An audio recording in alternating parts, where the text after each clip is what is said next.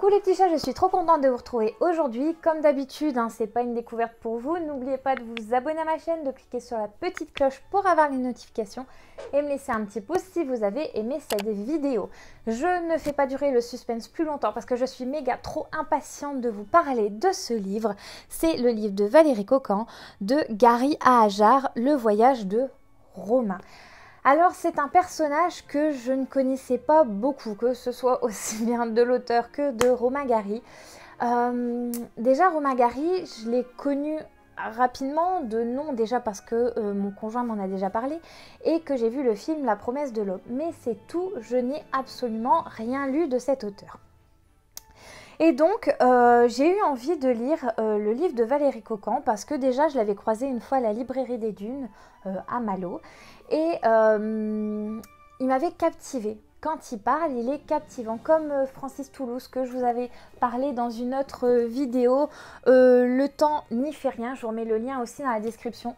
Je vous mets surtout le lien si vous avez envie de vous procurer ce livre parce qu'il est trop intéressant. Je vous explique rapidement. Déjà, je suis hyper heureuse parce que le livre m'a été dédicacé par l'auteur. Et voilà, ça a été encore une très belle rencontre. Je suis trop contente. On a pu parler rapidement du livre, de ce que j'avais ressenti. Je ne l'avais pas encore fini parce que voilà, je suis très occupée en ce moment et c'est un peu compliqué. Et j'ai oublié de vous dire, il vient de la maison d'édition Ex Aequo. Je rentre directement dans le sujet. C'est-à-dire qu'on va parler de la vie de Romain Gary.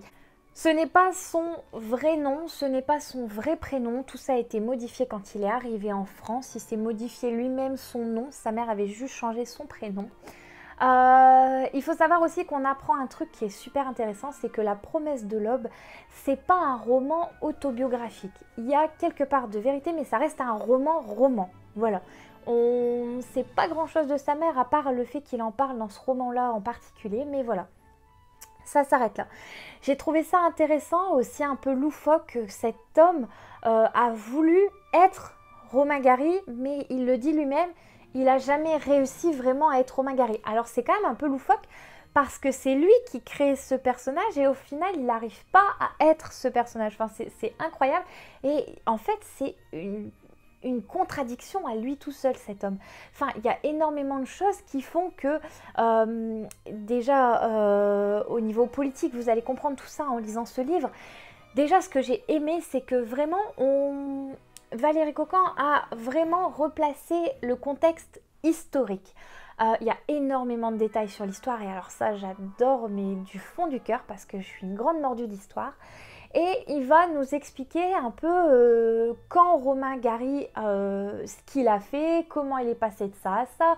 Enfin vraiment on va expliquer énormément de choses dans sa vie. Donc si vous ne connaissez pas le personnage, franchement je vous invite à lire ce livre. Il m'a carrément donné envie de lire des livres de Romain Gary. Et je crois que le premier que je vais lire, c'est Tulipe, parce que celui-là, de la façon qu'il en parle, en fait, il m'a vraiment intriguée. Je sais pas, j'ai été titillée par ce livre et j'ai vraiment envie de l'essayer. Alors, vous allez voir, il y a quand même... Romain Gary, c'est une grande bibliographie. Émile Ajar aussi en a fait donc 4. Et vous allez voir, c'est une partie de Romain Gary et une partie d'Émile Ajar. Comment déjà il change son premier nom de naissance vers Gary et comment il passe de Gary à Ajar. Enfin, vous voyez un peu le truc, quoi. C'est loufoque comme histoire. Donc, vous avez beaucoup de petites annotations pour mieux comprendre certaines choses. Il y a bien sûr les clins d'œil qui sont faits au roman. On nous explique comment, pourquoi il a écrit ça, comment il en est venu à faire ça. Enfin, c'est comme si on nous dévoilait les secrets de Romain Gary. Et du coup, j'avoue que d'avoir commencé par l'histoire de Romain Gary, avant de commencer par ses livres, eh ben, c'était super intelligent en fait de faire ça. Ouais, sans vouloir me lancer des fleurs, mais parce que je connais mieux le personnage, je connais mieux le contexte historique, je vais peut-être moins prendre certains livres au premier degré que je l'aurais fait en temps normal. Donc voilà, c'est toutes ces choses qui font que J'ai adoré ce livre. Franchement, je peux que vous le recommander. En plus, on approche des fêtes. Si vous ne savez pas quoi offrir pour Noël à vos parents, à votre mari, à vos enfants, allez-y, c'est très très intéressant. Si vous voulez, je vous lis rapidement la 4e de couverture. Comme ça, au moins, vous allez voir aussi la plume de l'auteur. Si l'on vous dit Romain Gary, à qui pensez-vous? À l'un des écrivains français les plus brillants du XXe siècle? Auteur, cinéaste, journaliste, diplomate, grand résistant, aviateur, Gary fut aussi l'ami de Malraux, de Kessel et un grand admirateur de De Gaulle, le général isolé du 18 juin 1940. Surtout, Gary a reçu 2 fois le prestigieux prix Goncourt.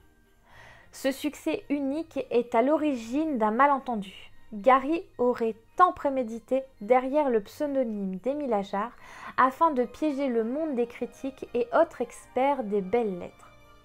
Comme il n'avait été qu'un écrivain facétieux, faisant son dernier tour avant de quitter la scène par son suicide en décembre 1980. Pendant plus de 30 ans, certains ont réduit Ajar à un simple canular. En revenant à la source de l'œuvre de Gary, Valérie Cocan propose le plus simplement du monde de dévoiler un autre regard sur Émile Ajar.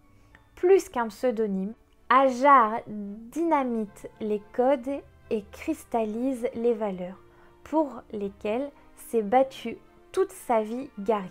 Ce fut son grand œuvre.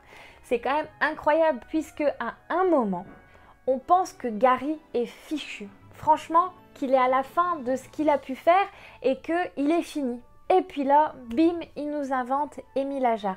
Donc c'est quand même incroyable ce rebondissement qu'il a réussi à faire pour prouver aussi au final au monde qu'il n'était pas fini, qu'il avait encore des idées. Mais Gary n'avait pas forcément d'idées, mais Ajar en a eu. Donc ça, c'était incroyable. Il faut savoir aussi que Romain Gary a été aussi très jaloux. Hein. C'était pas... Je pense que j'aurais jamais voulu être sa conjointe ou... Non, il était trop envahissant, je pense. Mais bon, après c'est un avis personnel. Mais en tout cas, c'est un très beau livre qui rend bien hommage à Romain Gary. Si vous n'aimez pas Romain Gary ou Émile Ajar, franchement, plongez-vous dans ce livre. On va connaître une autre facette de cet homme qui est très intéressante. Il ne faut pas le mettre dans une case, dans un tiroir.